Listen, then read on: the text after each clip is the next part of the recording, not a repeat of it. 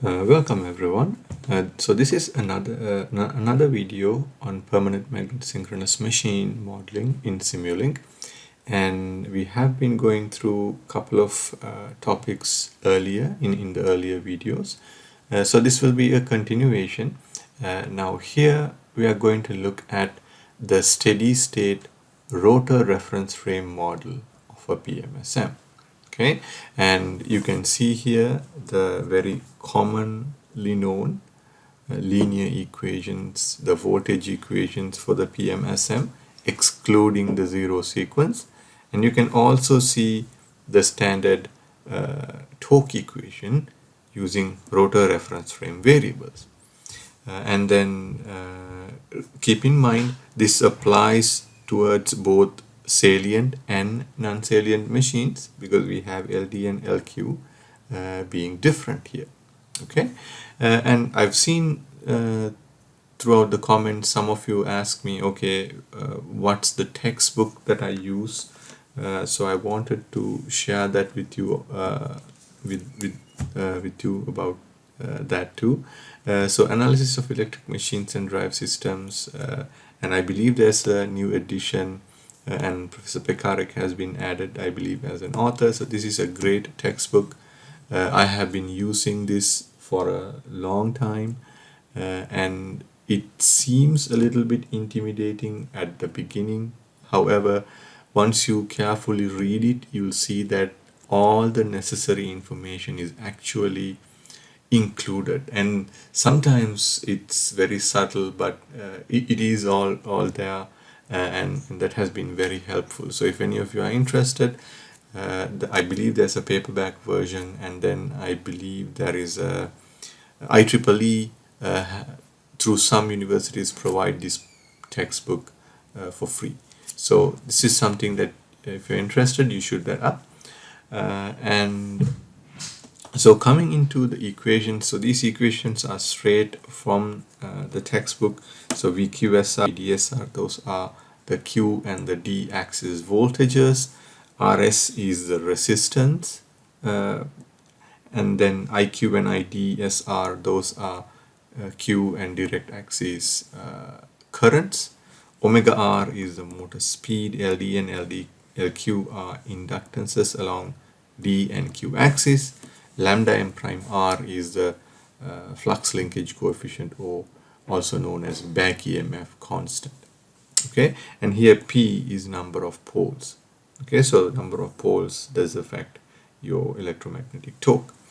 And then when you're using this model, you should consider this is a this is for steady state operation. You don't see any derivative terms, and then you also need to remember that this is for a balanced sinusoidal state of voltage, so no harmonics, nothing like that. So this is balanced set of voltages. Okay, so this is the motor model that we are going to consider, and by the way, this is again a balanced motor too, because otherwise you'd have some other components of resistive and inductive elements showing up in your equation. So this is a ideal, a perfect system that we are modeling so that we can get started with your classwork or research work. Okay, so how do we go about implementing them in MATLAB? So that's the question, right? So that's the goal we're trying to achieve, and then this is good for steady state analysis, not for transient analysis, because we are not modeling the transient behavior in these equations. Okay, so let's take a look at that. So when you are implementing this model, there are two approaches you can follow, and I'll show both of them. And there's a slight difference between the two at the startup, but after that they both look the same. So the first one, the method one, is basically implementing the equations, these two equations, but you're implementing IQ and ID from each equation, with ID and the IQ of the other equation as cross-coupling terms, meaning you use the output of the previous state and feeding it back. And I'll show you what that implementation looks like. Or the alternative method is to find IQ and ID in terms of the known parameters, because we have two equations, we have two unknowns, right? So if we solve for IQ and ID using these two equations, we get two formulas that are in terms of voltages and other motor parameters. So you could implement these two equations and get the same result. So this is for steady state case, this is more accurate, but with the feedback time you do get a very similar result after about one or two steps, computational steps, but the initial transients is slightly different when you have this feedback type of an implementation. Okay, so and I'll show both of you both of those implementations in a little bit here. Okay, yeah. So these are the two implementations, and you can see here I have this first one. This is the method 1, which has that feedback term. You can see the feedback terms implemented, and these are not true feedback, rather helping you get the model to compute IQ and ID and then use them in your next calculation iteration.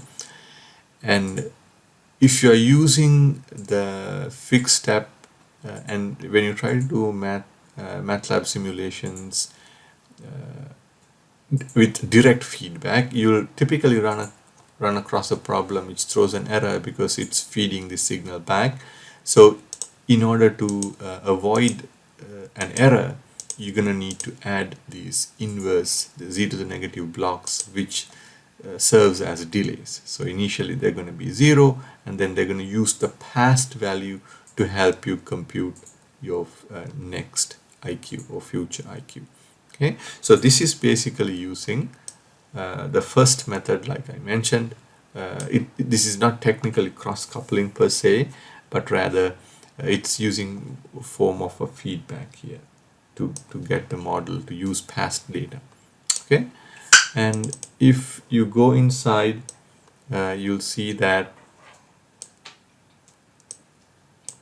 these are the equations that I'm implementing. IQSR computed in terms of VQ, speed and omega r, and then I'm using the old ID value instead of the current ID value. Okay, that's for the IQ equation. For ID equation, I'm doing the same, using the old IQ value, which is one sample earlier. So that's where this discrepancy comes in, and it's not necessarily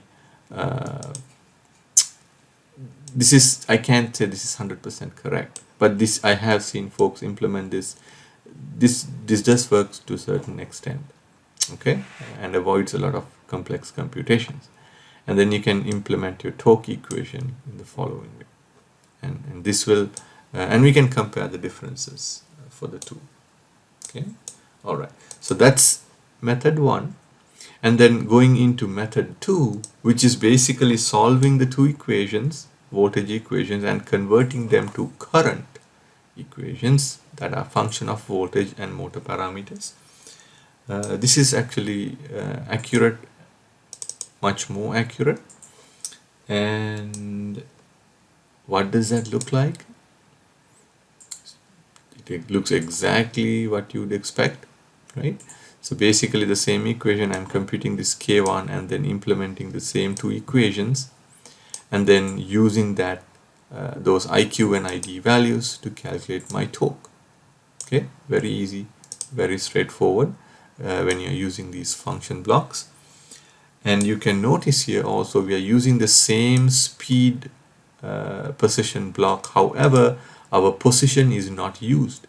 Our position signal is not used. The reason it's not used is because we are still in rotor reference frame. We don't need to transform any variables if you are only within the rotor reference frame. But as soon as you want to look at your three-phase currents, then you'll need to transform these variables using your position signal to the reference frame. to state a reference frame, right? So that's why you can see that even though we are using the speed here, we are not using the position signal at this moment. Okay, so let's run this simulation. Let's run this. It's gonna, yeah. So I think it's done. There we go. Okay, and you can see I'm using ODE4, and let's see what we get. Now in the first, you can see there's a little bit of a transient, but you have 5 amps here. Sorry, yeah, actually close to 5 amps, and then close to 1 amp here. And let's zoom in a little bit. You see there's a little bit of a transient there, right? Now if you go to the bottom graph, and then it's there. So now see, you can see that there is no transient whatsoever. It's all steady state. Okay, so that's why I said this model, the second model, method 2, is much more accurate, but it does have some computational issues, meaning if you look at the calculations here, right, these equations have divisions, right? So those divisions, when you implement in a microprocessor, takes a lot of computation. Okay, so that's why you can get reasonable accuracy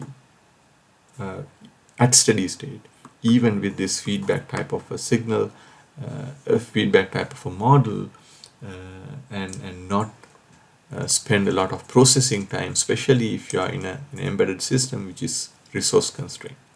Okay, and when you compare the two, you'll see that the two models only differ at this starting point, and then the second model is the accurate model, and yeah, you can see there's somewhat of a transient, couple of cycles to converge, and then you get the same value going forward.